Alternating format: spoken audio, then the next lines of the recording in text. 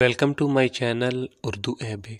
آج کی اس ویڈیو میں ہم سنیں گے ایک انتہائی خوفناک اور طویل ناول بسیرا کی ایپیسوڈ 2۔ سارا اور سارم کو اس گھر میں آئے ہوئے 10 سے 12 دن سے زیادہ نہ ہوئے تھے اور اس گھر کو خریدے ہوئے 2 ماہ ہو چکے تھے۔ گھر کا قبضہ لینے کے بعد سارا اور سارم نے گھر میں اپنی پسند اور ذوق کے مطابق کچھ تبدیلیاں کی تھی۔ یہ گھر طویل عرصے سے بند تھا۔ مکان دکھاتے وقت پراپرٹی ڈیلر نے گھر کا دروازہ کھول کر ان دونوں سے کہا، جائیے صاحب، مکان اچھی طرح دیکھ کر تسلی کر لیں، میں ابھی 10 منٹ میں واپس آتا ہوں۔ سارا اور سارم یہ بات محسوس نہ کر سکے کہ وہ اندر جانے سے گریزاں کیوں ہے، اس لیے کہیں جانے کا بہانہ بنا کر وہ سڑک پر موجود گاڑی میں ہی بیٹھ گیا۔ سارم اور سارا کو بھی اس بات کی پرواہ نہ تھی کہ وہ بھلے باہر چلا گیا ہو، بلکہ اس کی غیر موجودگی میں دونوں اچھی طرح سے گھر کو دیکھ سکتے تھے اور اپنے دل کی بات برملا کہہ سکتے۔ سارم نے آدھے کھلے دروازے کو پورا کھولا اور اندر داخل ہو گیا۔ سارا اس کے پیچھے تھی۔ دروازے سے گزر کر جب وہ لاؤنج میں داخل ہوئے تو عجیب قسم کی تیز بدبو نے ان کا استقبال کیا۔ سارا نے برا سا منہ بنا کر دوپٹہ منہ پر رکھ لیا۔ اسی وقت سارم کو کوئی چیز سامنے کھلے دروازے سے اندر کی طرف جاتی نظر آئی۔ سارا نے بھی اس کو محسوس کیا۔ دونوں حیرت سے چونک گئے۔ شام کا وقت تھا، لاؤنج میں ملگجا سا اندھیرا تھا، وہ اس شے کو اچھی طرح نہ دیکھ سکے۔ یہ کیا تھا؟ سارا نے پوچھا۔ پتہ نہیں، شاید کوئی پرندہ تھا، سارم نے خیال ظاہر کیا۔ جب وہ دونوں کمرہ دیکھ کر اس دروازے میں داخل ہوئے جس میں کوئی چیز گئی تھی، سارم نے کھڑکی کے ٹوٹے ہوئے شیشے میں سے کسی چیز کو نکل کر اڑتے دیکھا۔ سارا نے بھی اس کو دیکھ لیا تھا۔ وہ فوراً بولی، یہ تو کوئی چیل تھی۔ سارم اسے واضح طور پر نہیں دیکھ سکا، اس نے صرف کھڑکی کے ٹوٹے ہوئے شیشے سے نکل کر غائب ہوتے دیکھا اور پروں کی پھڑپھڑاہٹ سنائی دی تھی۔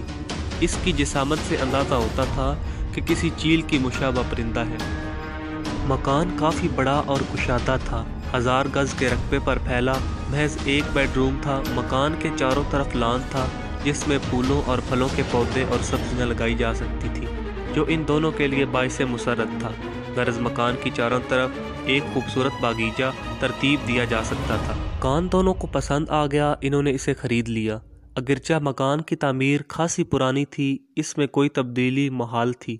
دوسری صورت میں پورے مکان کو مکمل گرا کر نئے سرے سے تعمیر کرنا پڑتا تھا، لیکن سارم کے پاس اتنی رقم نہ تھی کہ وہ اس مکان کو از سر نو تعمیر کرے۔ اس نے چھوٹی موٹی ترمیم ہی مناسب سمجھی۔ واش روم، کچن اپنی مرضی سے بنائے، اندر ٹائلز لگائیں۔ مکان کے سین میں اطراف میں خوبصورت پھول پودوں اور درختوں سے باغیچے کی شکل دے دی۔ سارا نے نرسری سے اپنی پسند کے پودے خریدے اور یہاں لگائے۔ 2 ماہ بعد جب وہ گھر میں منتقل ہوئے تو اس مکان کی شکل ہی بدل چکی تھی۔ 4 دیواری کے اطراف میں پھول کھل چکے تھے، سبز گھاس سے مزین لان تیار تھا۔ سارا اس مکان میں آ کر بہت خوش تھی۔ وہ اپنے پڑوس کے مکانوں سے بھی ہو آئی تھی۔ پڑوس کی خواتین بھی اس کے گھر کا چکر لگا چکی تھی۔ سب نے اس کے حسن انتخاب کو بہت سراہا۔ سارا کی خوش ذوقی کی تعریف کیے بنا رہ نہ سکی۔ سارا ان سب کو پسند آئی۔ سارا کو اپنے پڑوسیوں میں سب سے زیادہ بیگم یعقوب پسند آئی تھی۔ بیگم یعقوب کا اصل نام پروین تھا۔ سارا نے انہیں پروین باجی کہنا شروع کر دیا۔ آج پروین باجی نے خالہ سجو کو اس کے پاس کام کے لیے بھیجا تھا۔ سارا خالہ سجو سے مل کر اس کے حسن اخلاق سے بہت متاثر ہوئی اور اس نے کام بہت اچھا کیا تھا اور پیسے بھی بہت مناسب طے کیے۔ اس گھر میں رہتے ہوئے سارا اور سارم کو 10 سے 12 دن گزر چکے تھے۔ اس دوران دونوں نے کوئی غیر معمولی بات محسوس نہ کی تھی۔ البتہ سارا نے یہ محسوس کیا تھا کہ جیسے ہی مکان کا ذکر آتا، پروین باجی خاموش ہو جاتی۔ ایسا ہی کچھ رویہ خالہ سجو نے بھی اختیار کیا تھا۔ وہ بھی اس گھر کے بارے میں زبان کھولنے یا کچھ کہنے سے کتراتی تھی۔ یہ بات اس کے ذہن میں محفوظ ہو گئی۔ شام کو جب سارم آیا تو اس نے خالہ سجو کا تذکرہ چھیڑ، چلو یہ تو اچھا ہوا کہ تمہیں اپنے مطلب کی ماسی مل گئی، ورنہ مجھے کچھ نہ کچھ کرنا پڑتا۔ سارم نے ساری بات سن کر کہا، تم کیا کرتے بھلا؟ سارا نے اسے ترچھی نظروں سے دیکھتے ہوئے کہا، شادی کرتا اور کیا کرتا۔ سارم نے اطمینان سے جواب دیا، تمہاری دوسری بیوی اگر میری ملازمہ ہوگی تو پھر تو تم 3-4 شادیاں کر لو۔ سارا نے خوش ہو کر کہا، ایک میرے لیے کھانا بنائے گی، ایک گھر کی صفائی کرے گی اور تیسری میرے پاؤں دبائے گی۔ لیکن پھر میرا کیا ہوگا ملکہ عالیہ؟ سارم نے اسے گہری نظروں سے دیکھتے ہوئے کہا۔ یہ ملکہ آپ کے لیے ہوگی، انہیں تو تمہارے قریب بھی نہیں پھٹکنے دوں گی، سارا نے بے نیازی سے باہیں پھیلاتے ہوئے کہا۔ بھائی پھر میں تو شادی کرنے سے رہا، تمہیں تمہاری خالہ سجو مبارک ہو۔ سارم مجھے تم سے ایک بات کرنی تھی۔ خالہ سجو کے نام پر وہ چونک کر سنجیدہ ہوتے ہوئے بولی۔ ہاں بولو۔ سارم پوری طرح اس کی طرف متوجہ ہو گیا۔ خالہ سجو مجھے اس گھر میں اکیلا دیکھ کر کافی پریشان نظر آ رہی تھی۔ اس نے مجھ سے یہ بھی پوچھا کہ بی بی کیا تم اس گھر کے بارے میں کچھ جانتی ہو؟ جب میں نے پوچھا کہ کیا تو اس گھر میں، تو وہ بتاتے بتاتے بات گول کر گئی۔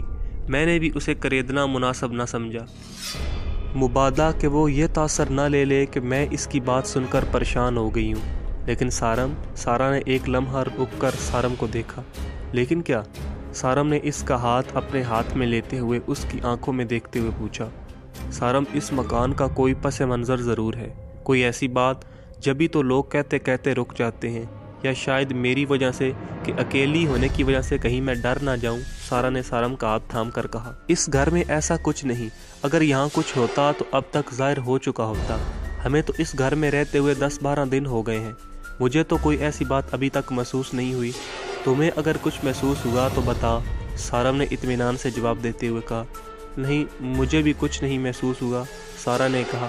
اصل میں لوگوں کو خواہ مخواہ کی بات کا بتنگڑ بنانے کی عادت ہوتی ہے۔ یہ گھر کافی عرصہ بند رہنے کے بعد اب آباد ہوا ہے، اور تم جانتی ہو کہ ایسے ویران گھروں کے متعلق لوگ ایسے ہی فلسفے گھڑ لیتے ہیں، سارم نے سارا کو سمجھاتے ہوئے کہا۔ اتنا تو میں سمجھتی ہوں، لیکن پھر یہ مکان اتنا عرصہ بند کیوں رہا؟ سارا نے سوالیہ انداز میں پوچھا۔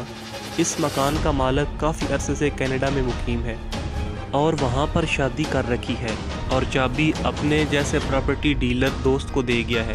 اس کا پاکستان آنے کا کوئی ارادہ نہ تھا، دوست کو کہہ گیا تھا کہ کرائے پر اٹھا دینا، بیچنا وہ چاہتا نہیں تھا۔ اس کا خیال تھا کہ اگر کینیڈا میں اس کا دل نہ لگا تو وہ واپس پاکستان آ جائے گا اور مکان آباد کر لے گا، لیکن وہ وہاں جا کر سیٹ ہو گیا، ادھر یہ مکان کرائے پر نہ اٹھ سکا۔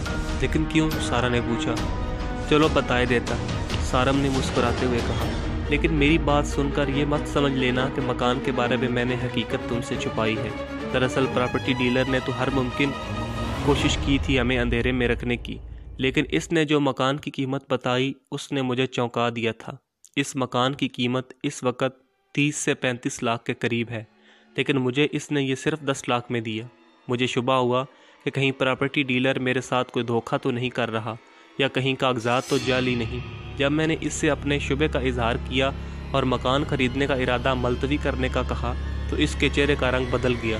یوں پارٹی کو ہاتھ سے نکلتا دیکھ کر وہ پریشان ہو گیا۔ اس کو پریشان دیکھ کر میرا شک یقین میں بدل گیا کہ مکان کے کاغذات ضرور جعلی ہیں۔ اس نے مجھے یقین دلانے کی ہر ممکن کوشش کی۔ اس نے کہا کہ وہ کاغذات کی تصدیق ہر طرح سے کرانے کے لیے تیار ہے۔ میں نے اپنے طور پر اپنے دوست جبار ناصر کو کہا، کرائم رپورٹر سے وسیع تعلق رکھتا ہے، اس نے چند دنوں میں کاغذات کی اصلی ہونے کی تصدیق کروا دی۔ لیکن وہ بھی پریشان تھا کہ 30 لاکھ کی مالیت کے بجائے وہ 10 لاکھ میں دینے کے لیے کیسے تیار ہو گیا۔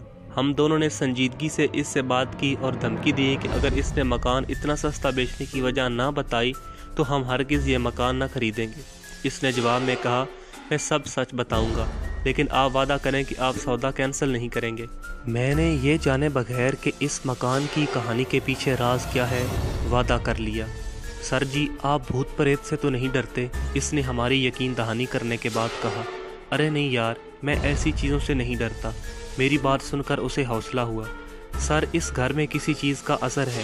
پہلے مجھے بھی اندازہ نہ ہوا، جب کوئی کرایہ دار مکان کرائے پر لیتا اور کچھ دن کے بعد چھوڑ جاتا۔ پتہ نہیں ایسا کیا تھا مکان کے اندر، اس بارے میں کوئی بتا بھی نہیں رہا تھا، یہاں تک کہ 15 کے قریب پارٹیوں نے یہ مکان کرائے پر لیا، لیکن کوئی 10 دن رہا، کوئی ہفتہ رہا اور کوئی محض 2-4 دن۔ میں نے سب سے پوچھا کہ آخر وجہ کیا ہے، کوئی بھی اس مکان کے اندر ان کے ساتھ پیش آنے والا واقعہ مجھے نہ بتاتا۔ بنا کوئی جواز پیش کیے چابی میرے حوالے کر کے چلے جاتے۔ میں بہت پریشان ہوا، ساری صورتحال مالک مکان کو بتا دی۔ اس نے پھر مجھے یہ کہا کہ جیسے تیسے کر کے مکان کو بیچ دو۔ میں نے کچھ پارٹیوں کے ساتھ ڈیلنگ بھی کی، لیکن وہ بھی بنا بتائے ڈیل کینسل کر کے چلتے بنے۔ پھر جب آپ نے رابطہ کیا اس وقت میں بھی بری طرح پریشان ہو چکا تھا، اس لیے آپ کو 10 لاکھ میں یہ آفر کی، کیونکہ میں ہر ممکن کوشش کرتا ہوں کہ اس مکان سے جلد میری جان چھوٹ جائے۔ آپ نے بھی جب اس کی مارکیٹ کے مطابق اتنی کم قیمت میں آفر کی سنی تو آپ بھی پریشان ہو گئے۔ آپ نے بھی تصدیق کرائی، کاغذات کی، لیکن یہاں صرف مکان کی اندرونی کوئی وجہ تھی جس کی حقیقت آج تک کوئی نہیں بتا سکا۔ اب ساری صورتحال آپ کے سامنے ہے۔ اپنی بات مکمل کر کے اس نے معنی طلب نظروں سے مجھے دیکھا۔ میں نے کہا نہیں، اب کوئی مسئلہ نہیں، میں جانوں اور میرا کام، اگر کوئی گڑبڑ ہے بھی تو میں نپٹ لوں گا۔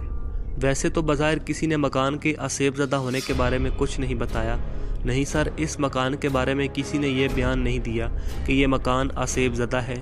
اس نے مجھے اس مکان کے آسیب زدہ ہونے کے بارے میں کوئی گارنٹی نہیں دی اور نہ ہی کوئی چشمدید اس مکان کے آسیب زدہ ہونے کا گواہ تھا۔ تو سارا اس کی زبانی سب کچھ سن لینے کے بعد میں نے اللہ کا نام لے کر یہ خرید لیا۔ یوں سمجھو کہ یہ مکان ہمیں مفت میں ہی ملا ہے۔